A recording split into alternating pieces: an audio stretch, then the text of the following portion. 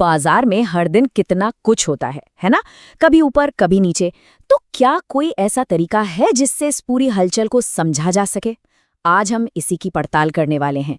हम गोता लगाएंगे तकनीकी विश्लेषण की दुनिया में, एक ऐसा टूल किट जो कीमतों के पैटर्न को समझने में हमारी मदद कर सकता है। तो सबसे बड़ा सवाल यही है, इतनी सारी जानकारी और कीमतों के लगातार उतार चढ़ाव के बीच एक ट्रेडर वो काम के सिग्नल कैसे ढूंढता है?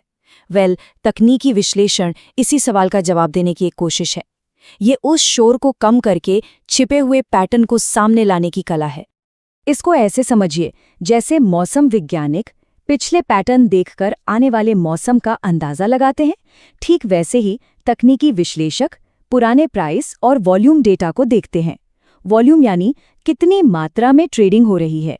और इसके पीछे का आइडिया बड़ा सिंपल है कि इतिहास अक्सर खुद को दोहराता है। तो चलिए सबसे पहले और सबसे जरूरी सिद्धांत से शुरू करते हैं। देखिए, कोई भी टूल इस्तेमाल करने से पहले ये जानना जरूरी है कि हमारा लक्ष्य क्या है। और तकनीकी विश्लेषण में सबसे बड़ा लक्ष्य है बाजार के ट्रेंड्स को पकड़ना।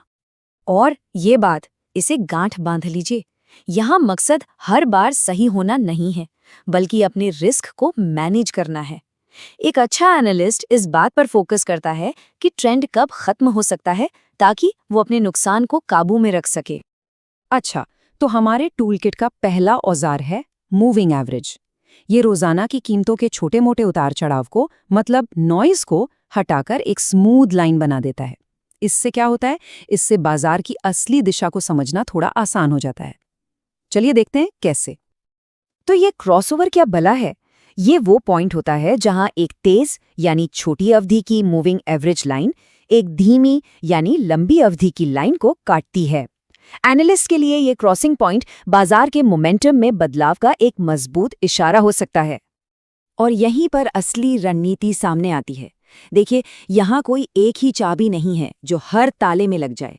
एनालिस्ट अलग अलग टाइम फ्रेम जैसे 50 दिन और 200 दिन के एवरेज को मिला जुलाकर अपनी स्ट्रेटेजी बनाते हैं। और ये इस बात पर निर्भर करता है कि उनके अपने लक्ष्य क्या हैं और वो किस तरह के बाजार में काम कर रहे हैं। चलिए अब बात करते हैं हमारे दूसरे जबरदस्त टूल की, बॉलिंजर बैंड्स।